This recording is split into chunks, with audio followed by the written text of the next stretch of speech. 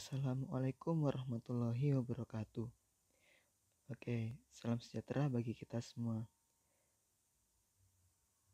Teman-teman, perkenalkan kami dari kelompok 4 yang akan membahas tentang topik well-being dan leisure. Nama kelompok kami diantaranya yaitu ada Ahmad Fajar Fahmi Nugroho, Adnan Alif Viola, Agranda David Aprihanto, Ajeng Eka Sulistiawati, Anggreni Setiabudi, Asama Wadata Nuzula, dan Billy Hadi Surya Putra. Langsung saja ke materi yang akan kami bahas, yaitu mengenai well-being dan leisure. Nah, well-being. Mungkin kita kerap kali mendengar istilah well-being dalam psikologi. Nah, apa sih yang dimaksud dengan well-being? Well-being atau diartikan sebagai kesejahteraan hidup atau kebahagiaan, sama saja ya, adalah sebuah kondisi di mana individu memiliki sikap yang positif terhadap diri sendiri dan orang lain. Nah, mereka juga dapat membuat keputusan sendiri dan mengatur tingkah lakunya sendiri, dapat menciptakan dan mengatur lingkungan yang kompatibel dengan kebutuhannya, memiliki tujuan hidup dan membuat hidup mereka lebih bermakna, serta berusaha mengeksplorasi dan mengembangkan dirinya menjadi lebih baik. Nah, itu adalah pengertian umum well-being dalam psikologi. Nah, langsung saja ke topik pembahasan yang pertama, yaitu the measurement of subjective well-being.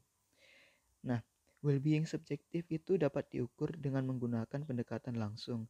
Artinya, peneliti mengizinkan partisipan sendiri untuk menentukan istilah kebahagiaan atau kesejahteraan menurut dirinya sendiri. Nah, kemudian peneliti hanya bertanya kepada partisipan, apakah Anda bahagia? Atau seberapa Anda bahagia? Para peneliti juga menemukan bahwa orang yang melaporkan tingkat kebahagiaan dan kepuasan hidup dalam yang lebih tinggi juga cenderung berperilaku seolah-olah mereka memang lebih bahagia dan lebih puas. Oleh karena itu, secara empiris dapat diterima bahwa salah satu cara untuk mengukur tingkat kebahagiaan orang yaitu dengan menanyakan tentang kebahagiaan dan kepuasan yang dirasakan dalam hidup mereka sendiri. Ya, mungkin bisa bertanya langsung seperti yang dicontohkan tadi. Mungkin pertanyaannya, apakah Anda sudah cukup bahagia dalam hidup Anda? Atau seberapa bahagia Anda dengan hidup Anda? Seperti itu. Itulah salah satu cara untuk mengukur bagaimana mengukur kesejahteraan subjektif dalam individu. Nah, lanjut ada self-report measure of subjective well-being. Nah, beberapa instrumen dikembangkan untuk mengukur tingkat well-being atau kebahagiaan dalam persepsi diri sendiri tentang well-being. Nah, misalnya kita memberikan serangkaian wajah kartun yang bervariasi, yang mulai dari senyum lebar hingga muka cemberut, dan kita meminta orang untuk memilih mana yang sesuai dengan perasaan mereka. Kemudian, terdapat asumsi bahwa kebahagiaan orang akan meningkat apabila setelah menikah atau sudah menikah. Kemudian ada asumsi lainnya yang mengatakan bahwa kebahagiaan orang tidak hanya diukur dari seberapa kaya orang tersebut. Itu terbukti melalui hasil tes yang mengatakan bahwa tingkat kebahagiaan orang yang mendapatkan skor yang sama antara orang yang sangat kaya dan seseorang yang hanya bekerja sebagai sopir taksi di Amerika. Nah, selanjutnya ada the stability of subjective well-being atau stabilitas dari kesejahteraan manusia. Tingkat kebahagiaan atau kesejahteraan dan kepuasan hidup seseorang itu rata-rata relatif stabil. Dalam sebuah studi cerdas yang berkaitan dengan stabilitas kebahagiaan, Herker dan Keltner pada tahun 2001 menemukan bahwa emosi positif di sekolah menengah secara signifikan berhubungan dengan kesejahteraan 30 tahun kemudian, yang artinya peneliti meminta seseorang, yang mana seseorang itu adalah wanita, untuk membawa buku tahunan sekolah menengah mereka dan untuk mengukur intensitas senyum mereka di foto buku tahunan. Dan hasilnya, senyuman dari wanita tersebut adalah senyuman Duchenne atau senyuman yang tulus, yang mana melibatkan seluruh otot wajah termasuk otot di sekitar mata. Selanjutnya ada why is happiness important? Kenapa kebahagiaan itu penting? Nah, orang yang mengatakan bahwa mereka bahagia dan mengalami emosi yang lebih positif itu cenderung memiliki pernikahan yang lebih baik, persahabatan, dan hubungan sosial yang lebih memuaskan, lebih sehat, lebih terlibat aktif dalam komunitas mereka, memiliki cara mengatasi masalah yang baik, memiliki keterampilan yang lebih baik, dan lebih puas dengan pekerjaan mereka, serta cenderung memiliki pendapatan yang lebih tinggi. Kemudian, emosi positif dapat membantu siswa belajar lebih baik, dapat mengurangi bias rasial, dan dapat membantu orang memproses informasi visual dengan lebih akurat. Menurut Lyubomirsky, King, dan Dinner, mereka menemukan bukti menarik yang menyarankan bahwa menjadi lebih bahagia adalah yang syarat utama dan sebagian bertanggung jawab atas hasil positif lainnya dalam hidup manusia. Yang mana itu kebahagiaan itu berperan penting dalam tanggung jawab emosi positif lainnya dalam hidup manusia, seperti itu. Selanjutnya ada top down and bottom up teori. Bottom up teori yaitu pernyataan ringkasan yang mana pengalaman kita tentang kepuasan kita secara keseluruhan diukur dengan menilai kualitas pernikahan atau persahabatan, seberapa puas dengan pekerjaan yang dimiliki, serta seberapa puas dengan pendapatan kita. Sedangkan top-down teori yaitu bagaimana kita mengevaluasi dan menafsirkan pengalaman kita. Pendekatan ini diukur dengan melihat ciri-ciri kepribadian, sikap, dan kognisi, yaitu apa yang terjadi di dalam diri seseorang. Nah, sedangkan untuk teori bottom up, penelitian menunjukkan bahwa kemiskinan dikaitkan dengan tingkat kesejahteraan subjektif yang lebih rendah dan bahwa peristiwa kehidupan negatif tertentu dapat berdampak abadi pada kebahagiaan. Artinya, keadaan eksternal itu sangat penting untuk mendukung teori bottom up. Teori top down itu didukung oleh penelitian yang menemukan bahwa sikap, persepsi diri, dan ciri kepribadian tertentu sangat berkorelasi dengan kesejahteraan atau kebahagiaan subjektif. Sekian dari saya, selanjutnya akan dilanjutkan oleh anggota kami. Terima kasih. Yang selanjutnya yaitu top down predictor of subjective well-being atau predikat tertinggi dari subjektif kesejahteraan manusia. Yang selanjutnya yaitu cognition is the glass half full or half empty. Artinya adalah jika sebuah gelas terisi setengahnya dengan cairan, ada dua pilihan bagi kita untuk bagaimana kita melihat gelas tersebut. Ada yang memilih melihat gelas tersebut setengah kosong, dan ada pula yang memilih melihatnya gelas itu setengah terisi. Namun secara umum mungkin hampir semua orang sepakat bahwa ketika orang yang melihat gelas tersebut setengah kosong adalah orang yang mampu melihat masalah, dan sebaliknya orang yang melihat gelas tersebut setengah terisi adalah orang yang mampu melihat adanya hal positif dari sebuah persoalan. Para ahli teori yang mendukung model kognitif juga akan berpendapat bahwa orang yang lebih bahagia dan lebih puas dengan kehidupannya itu mereka lebih memilih untuk melihat dunia dan masa depan mereka dengan cara yang positif. Berbeda dengan orang yang saya bilang kurang bahagia dan orang yang tidak bersyukur dengan kehidupannya, itu pasti mereka berbeda dengan orang-orang yang lebih bahagia dan lebih puas dengan kehidupannya. Itulah mengapa Tuhan menyuruh kita untuk selalu bersyukur dengan kehidupan yang kita miliki. Yang selanjutnya itu pola interpretasi positif yang konsisten menciptakan cara yang relatif stabil untuk berhubungan dengan dunia. Kemudian penelitian menunjukkan bahwa orang yang lebih bahagia pada awalnya menyandingkan peristiwa dengan cara yang lebih positif. Jadi, ketika diminta mengingat berbagai peristiwa, orang yang lebih bahagia itu akan menceritakan kenangan-kenangan yang positif. Berbeda lagi dengan orang-orang yang kurang bahagia, pasti mereka menceritakan traumanya atau menceritakan kehidupannya yang kurang enak, bagaimana, dan lain sebagainya. Kemudian ada self-esteem atau harga diri. Sifat pertama yang diidentifikasi sebagai hal yang penting untuk kebahagiaan dan kepuasan hidup itu adalah harga diri yang positif. Menurut Campbell tahun 1981, dia menemukan bahwa harga diri adalah prediktor terpenting dari kesejahteraan subjektif. Sebuah tinjauan yang lebih baru menegaskan bahwa harga diri yang tinggi menyebabkan peningkatan kebahagiaan. Kemudian, harga diri tertinggi itu terdiri dari setidaknya 4 komponen. Pertama, perasaan bahwa seseorang diterima oleh orang lain. Kemudian yang kedua, menjadi penerima evaluasi positif dari orang lain. Yang ketiga adalah percaya bahwa seseorang lebih baik dibandingkan orang lain, atau diri kita lebih baik dari orang lain atau diri ideal seseorang. Yang keempat adalah percaya bahwa seseorang dapat memulai tindakan yang efektif di dunia. Ini menurut Hewitt tahun 2009 ya. Yang selanjutnya itu optimism dan hope generally. Dibandingkan dengan orang yang pesimis, orang yang optimis terlibat dalam perilaku coping yang lebih efektif, memiliki kesehatan fisik yang lebih baik, dan mengalami hubungan yang lebih baik dengan orang lain.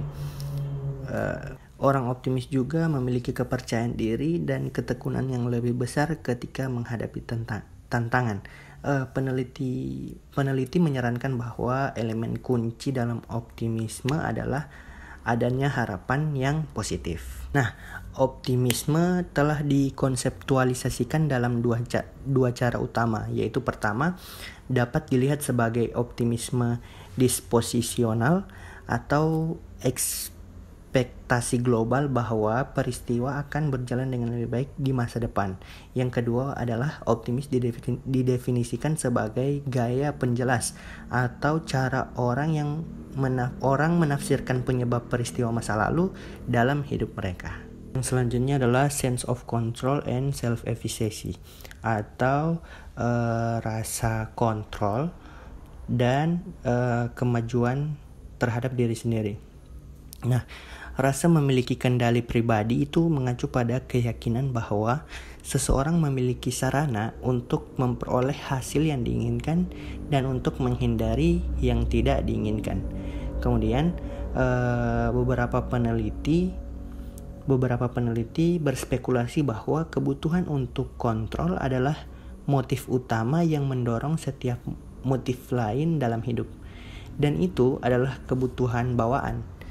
Nah, seseorang dengan lokus kontrol internal yang kuat itu cenderung mengaitkan hasil dengan upaya yang diarahkan sendiri.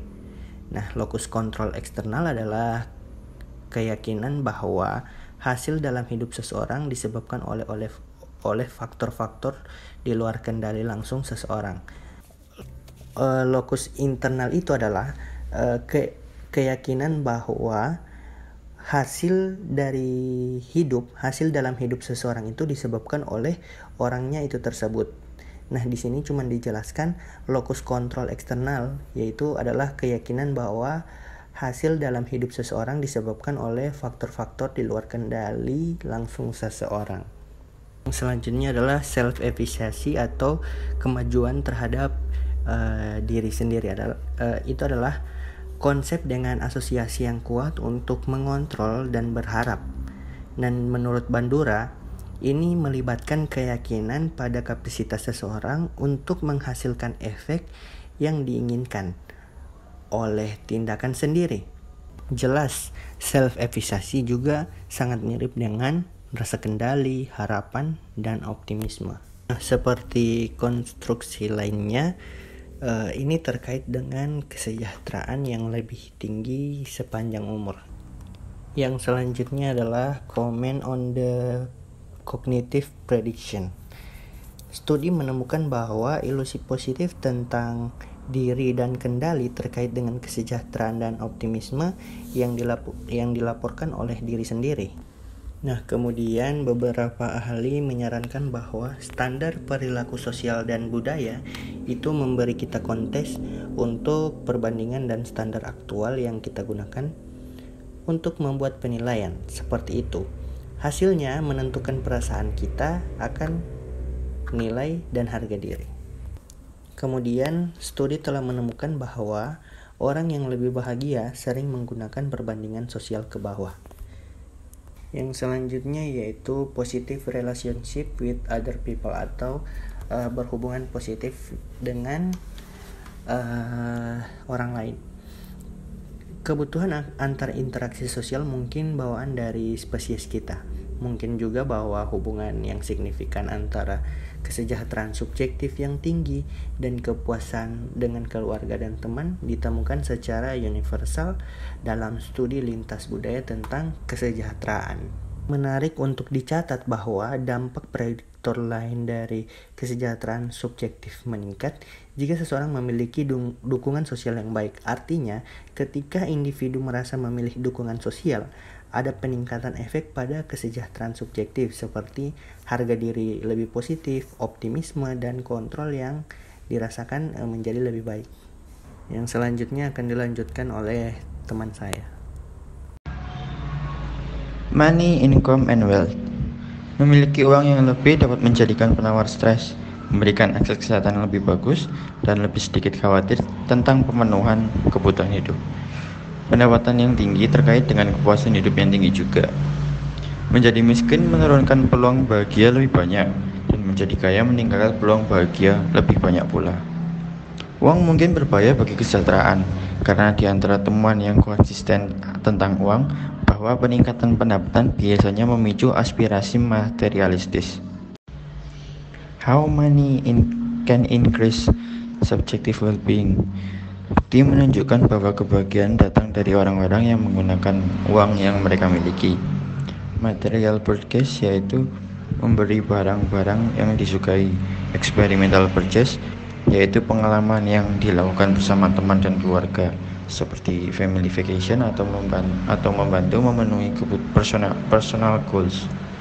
Treadmill hedonis dapat diatasi dengan menggunakan kekayaan dengan cara yang mencerminkan nilai-nilai inti kita atau yang merangsang faktor-faktor yang lebih diketahui terkait dengan kesejahteraan yang lebih besar.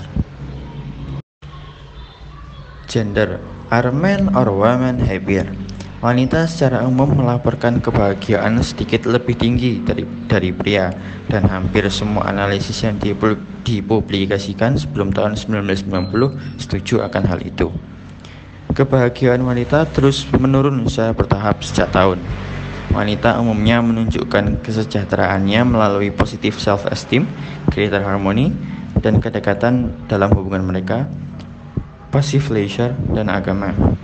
Pria menggunakan positive self-esteem, active leisure, dan kontrol mental yang bagus. Age. Is one age group happier than another? Penelitian menemukan bahwa orang tua cenderung lebih puas dengan hidup daripada anak muda. Tingkat kebahagiaan yang tinggi ada di antara centenarians. Kepuasan hidup lebih tinggi di antara orang tua, tetapi kebahagiaan menurun pada usia tua. Race, educate, climate, and politics. Orang kulit putih Amerika cenderung melaporkan kesejahteraan subjektif yang lebih tinggi daripada orang Afrika Amerika, Latin, atau Amerika asli. Gelar sarjana dapat meningkatkan kemungkinan menjadi bahagia sekitar 37% menurut Yang 2008. Penelitian menunjukkan bahwa Partai Republik lebih puas dengan kehidupan mereka dan lebih bahagia daripada Demokrat atau Independen. Bottom-up predictors and the happiest man in America. Faktor ekonomi, sosial, dan demografis kehidupan kita sangat penting bagi kebahagiaan. Jenis kelamin, pendapatan, ras, dan status perkawinan berinteraksi dengan cara yang relatif kompleks sepanjang umur untuk mempengaruhi tingkat kesejahteraan. Selanjutnya tentang cautionary tales, the downside of filling up. Penelitian ini mendukung gagasan bahwa dalam merasakan lebih banyak emosi positif dapat bermanfaat dalam kehidupan. Namun, terdapat beberapa hal yang perlu diperhatikan. Yang pertama, ketika memikirkan tentang bagaimana menjadi lebih bahagia.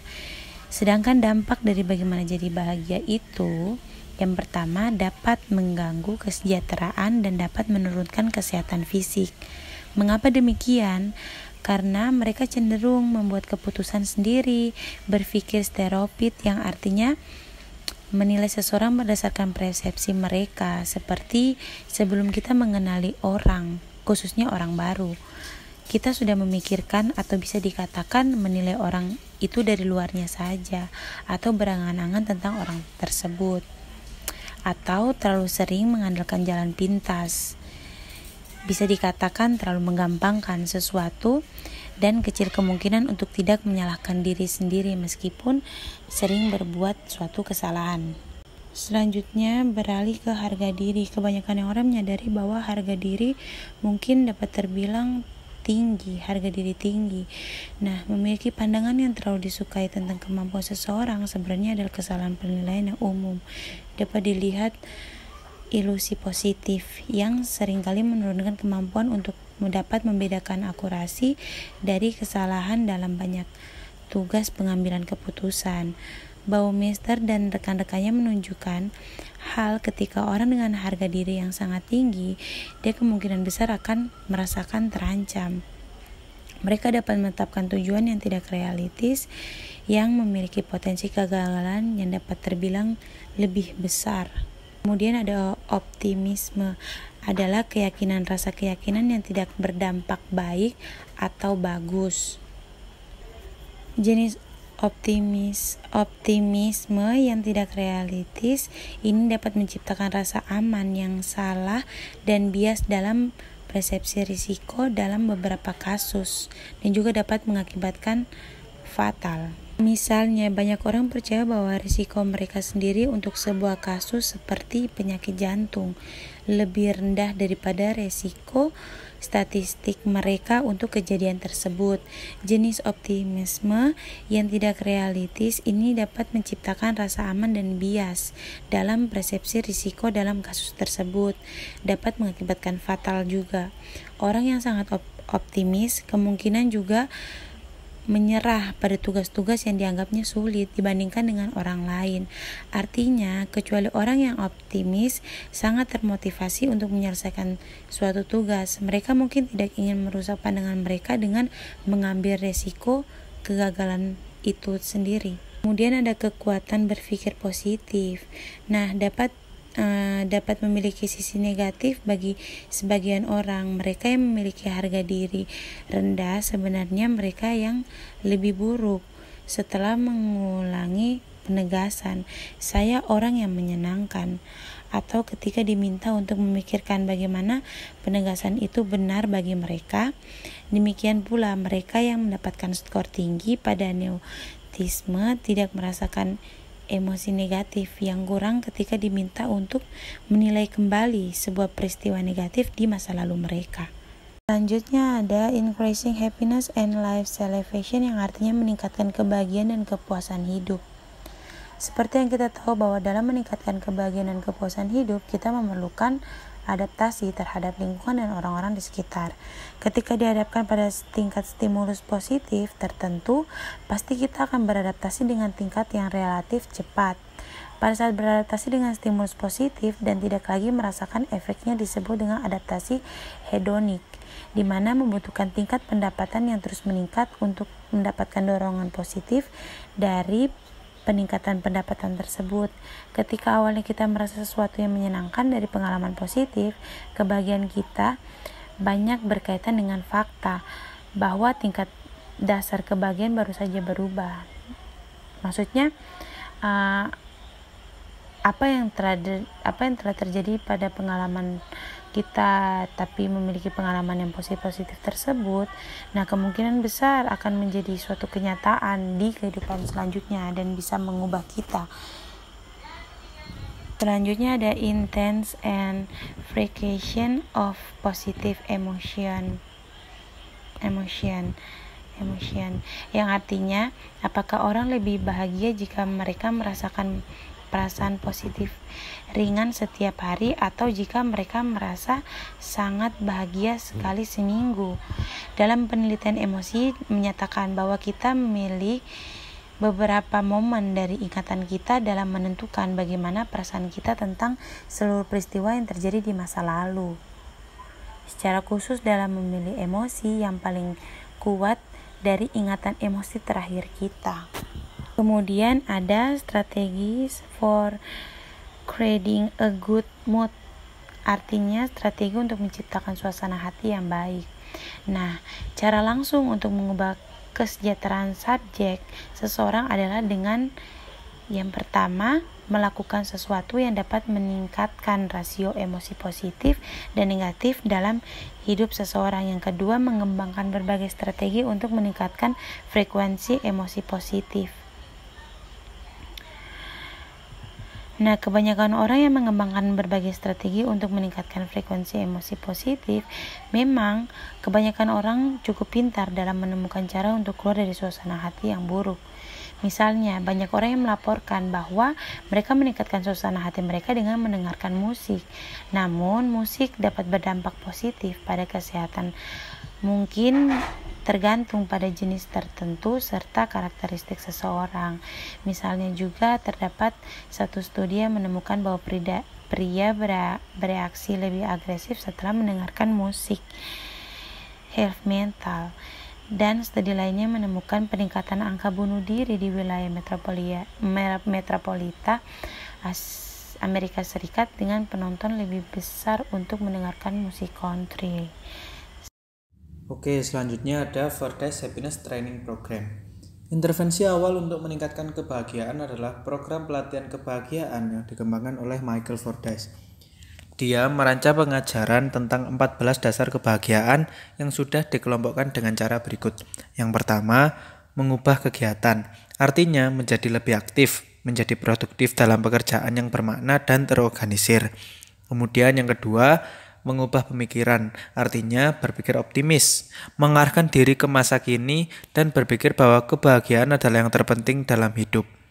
Yang ketiga, memelihara hubungan, artinya mengembangkan dan memelihara hubungan dekat karena mereka adalah sumber kebahagiaan nomor satu. Kemudian mengembangkan kepribadian yang ramah dan mudah bergaul, lalu menghabiskan lebih banyak waktu untuk bersosialisasi.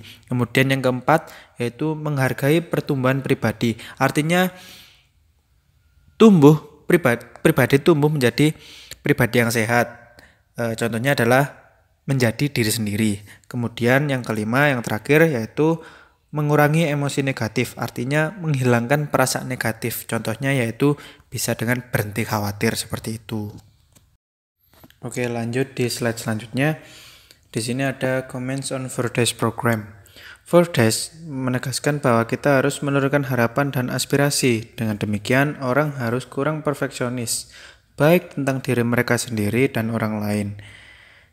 Dan juga mereka tidak boleh menetapkan tujuan tidak realistis mereka. Namun, mungkin sulit untuk membedakan seberapa realistis tujuan sebenarnya bagi orang tertentu. Di sini lebih baik untuk memungkinkan orang untuk menetapkan tujuan tinggi mereka dan kemudian mengajari mereka bagaimana menggunakan perjuangan, tantangan, dan bahkan kegagalan untuk pertumbuhan pribadi. Abraham Maslow pun juga berpendapat bahwa kebahagiaan adalah produk sampingan dari kegiatan lain dan sebenarnya lebih sulit dipahami ketika tanpa henti dikejar. Oke, kemudian ada Sustainable Happiness. Menurut Sustainable Happiness Model, kebahagiaan jangka panjang adalah fungsi dari yang pertama, set point seseorang yang ditentukan secara genetik. Kemudian yang kedua yaitu faktor-faktor sirkumstansial seperti di mana seseorang tinggal, usia, jenis kelamin, dan peristiwa kehidupan masa lalu. Dan yang ketiga, aktivitas yang disengaja atau bagaimana orang memilih untuk menghabiskan waktu mereka, berinteraksi dengan orang lain, dan memikirkan situasi. Untuk mencapai perubahan yang berlangsung lama dalam kesejahteraan, membuat perubahan ini dengan cara yang benar adalah kuncinya. Misalnya, mengejar tujuan dapat meningkatkan kesejahteraan, tetapi hanya jika tujuan sesuai dengan kepentingan dan nilai-nilai seseorang. Kemudian ada Barbara Fredrickson Positivity. Strategi yang dikembangkan oleh Barbara Fredrickson membantu untuk meningkatkan emosionalitas positif dalam hidup. Strategi yang dikembangkan meliputi di sini yang pertama menjadi lebih terbuka dan meningkatkan kesadaran untuk menghargai pengalaman kehidupan, bersosialisasi dan memupuk kebaikan. Kemudian ada menumbuhkan pikiran sehat untuk menghindarkan diri dari masalah dalam diri sendiri. Kemudian terhindar dari pikiran negatif, lalu dapat menerapkan kekuatan dan kebajikan yang digunakan untuk berbuat baik atau membantu orang lain. Kemudian ada praktek bersyukur, menikmati perasaan positif, memvisualisasikan masa depan diri sendiri dan membayangkan diri sendiri telah mencapai potensi terbaik. Kemudian ada hope training. Hope training didasarkan pada premis bahwa harapan mendorong emosi yang mendefinisikan kesejahteraan. Hope training berasal dari teori harapan yang menyatakan bahwa kesejahteraan ditingkatkan ketika orang memiliki tujuan yang dikembangkan dengan baik dan percaya bahwa mereka memiliki kapasitas dan sumber daya untuk menjangkau mereka. Oleh karena itu, terapi harapan membantu orang mengkonsep tujuan yang lebih jelas, memahami banyak jalan bagi mereka, dan memanggil energi dan komitmen untuk mencapainya. Langkah-langkah hope training adalah sebagai berikut. Yang pertama, menetapkan tujuan yang spesifik, terukur, dan dapat tercapai. Kemudian yang kedua, memiliki beberapa gagasan tentang seberapa bahagia diri ingin menjadi dan mempertimbangkan seperti apa tingkat kebahagiaan good enough. Kemudian ada comparing intervention. Di sini kita akan membandingkan intervensi psikologi positif yang dilakukan oleh para tokoh-tokoh. Yang pertama ada Seligman, Stein, Park, dan Peterson. Bisa dilihat di slide, ada 3 poin. Saya sampaikan kesimpulannya, yaitu di sini ada intervensi ini secara substansial meningkatkan kebahagiaan selama sekitar 1 bulan, tetapi dampaknya meruncing selama 6 bulan. Kemudian ada intervensi dari Richard Wiseman, yaitu Science of Happiness Project. Di sini dilihat di slide ada 4 poin. Mengungkapkan rasa syukur, lebih banyak tersenyum, mengingat peristiwa menyenangkan yang terjadi pada hari sebelumnya, dan melakukan tindakan kebaikan. Disimpulkan bahwa peningkatan terbesar dalam kebahagiaan berasal dari sekedar menghidupkan kembali kenangan bahagia. Oke, yang terakhir ada intervensi yang dilakukan oleh Sheldon dan Lyubomirsky. Ada 2 poin. Dan saya akan bacakan kesimpulannya. Mereka menemukan bahwa kedua kegiatan dari intervensi mereka dapat menurunkan suasana hati negatif. Menjaga kebahagiaan. Ada 5 strategi untuk kebahagiaan yang berkelanjutan. Yang pertama adalah menumbuhkan emosi positif secara konsisten. Pengalaman menyenangkan yang terjadi setiap hari dapat memiliki dampak terbesar pada kebahagiaan. Cara kedua adalah untuk memvariasikan waktu dan berbagai kegiatan, sehingga seorang memastikan bahwa kegiatan favorit mereka memberikan aliran berkelanjutan, pengalaman yang positif dan segar. Cara yang ketiga adalah memupuk dan memelihara dukungan sosial untuk upaya seseorang dalam perubahan. Keempat, disarankan untuk orang-orang ini untuk dengan tegas berkomitmen pada kegiatan dan berlatih dengan tekun. Yang kelima, cara terakhirnya adalah mengubah pendekatan baru seseorang terhadap kebahagiaan menjadi kebiasaan melalui pengulangan dan praktik.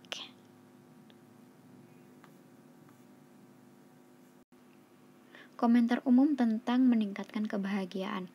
Penelitian telah menunjukkan bahwa tidak mungkin bagi semua orang untuk menjadi ceria, riang, dan optimis di sebagian besar waktu mereka. Nah, temuan menarik dari sebuah penelitian juga menunjukkan bahwa mahasiswa mengalami kesulitan membedakan antara kesenangan, kebahagiaan, dan kepuasan. Artinya, orang yang rajin mengejar kebahagiaan, mereka menyukai kepuasan. Artinya gini, kepuasan mereka dapatkan dari kebahagiaan, seperti itu. Studi lain menemukan bahwa merasa santai, bersemangat, dan aman berdampak kesejahteraan. Nah, merasa aman mengakibatkan pengurangan terbesar dalam depresi, kecemasan, stres, dan kritik diri. Nostalgia berasal dari bahasa Yunani kuno, menggabungkan dua kata yaitu nostos dan algos. Nostos artinya untuk kembali ke rumah atau ke tanah kelahiran seseorang. Dan lagos artinya mengacu pada rasa sakit, penderitaan, atau kesedihan. Istilah ini pertama kali dirumuskan pada tahun 1688 oleh seorang dokter di Swiss bernama Johannes Hofer yang membahas fenomena tersebut dalam disertasi medisnya. Dia menggunakan nostalgia untuk menggambarkan kondisi emosional ekstrim tentara Swiss yang ditempatkan jauh dari rumah, yang gejalanya termasuk kesedihan, indera berkurang, dan kelemahan fisik. Fred Davis mendefinisikan nostalgia sebagai evocation positif kencang dari masa lalu yang hidup, dan menegaskan bahwa hal itu memungkinkan manusia untuk mempertahankan identitas mereka dalam menghadapi transisi besar dalam siklus hidup seperti dari masa kanak-kanak hingga masa remaja, dari masa remaja hingga dewasa, dari kehidupan lajang hingga menikah, dari pasangan ke orang tua. Batko, Holak, dan Havlina mencirikan nostalgia sebagai intens dan kompleks, terutama terdiri dari emosi positif seperti kehangatan, sukacita, rasa syukur, dan kasih sayang. Namun juga termasuk emosi negatif seperti kesedihan, kerinduan, dan keinginan. Kesimpulannya, nostalgia adalah sumber daya psikologis yang menumbuhkan kesehatan mental dengan memperkuat rasa keterhubungan sosial dan kebersamaan seseorang. Depresi sebagai kesempatan. Merasa tertekan dan sedih dapat memiliki konsekuensi positif. Apa maksudnya? Jadi, ketika kita merasa tertekan, kita dapat meluangkan waktu untuk merenung dan menganalisis masalah kompleks yang mungkin telah membuat dorongan depresi. Tentu saja penilaian ini tidak mungkin berlaku untuk kasus depresi berat ya. Nah, emosi negatif juga dapat mendorong cara-cara kreatif untuk menghadapi perasaan sulit. Leisure, atau bisa kita sebut dengan rekreasi. Siapa sih yang gak suka rekreasi ya? Liburan gitu ya. Nah, leisure di sini mengacu pada bagaimana kita menghabiskan waktu luang kita, apa yang kita lakukan untuk bersantai, berkegiatan di mana kita terlibat untuk bersenang-senang, dan bagaimana kita mengekspresikan hasrat dan minat kita. Leisure and well-being. Kesejahteraan subjektif dikaitkan dengan kemakmuran waktu di semua tingkat pendapatan. Artinya, memiliki lebih banyak waktu lebih penting daripada memiliki banyak uang. Liburan akan memberikan dorongan besar untuk kebahagiaan, karena mereka memberikan kesempatan konstan untuk bersantai. Jadi, sisihkanlah sedikit waktu Anda untuk bersantai, supaya kehidupan Anda menjadi sejahtera. Seperti itulah kira-kira. Apa yang mengubah aktivitas menjadi leisure atau rekreasi? Yang pertama, memenuhi kebutuhan untuk otonomi. Kedua, memungkinkan kenikmatan kehidupan keluarga. Ketiga, disediakan untuk rekreasi. Dan yang keempat, menawarkan pelarian dari rutinitas. Kegiatan Anda bisa dikatakan sebagai rekreasi ketika Anda bisa menikmati waktu dengan keluarga, Anda merasa rileks, merasa santai, dan kegiatan itu bisa menenangkan Anda, mengistirahatkan Anda dari rutinitas Anda yang melelahkan, seperti itu. Kegiatan rekreasi penting untuk rasa kesejahteraan dan kepuasan hidup. Kegiatan yang memberikan rasa kesejahteraan ini hendaknya bermakna bagi orang yang terlibat, memberikan rasa otonomi, membangun kompetensi, berfungsi sebagai istirahat dari rutinitas, dan sering melibatkan hubungan positif dengan orang lain.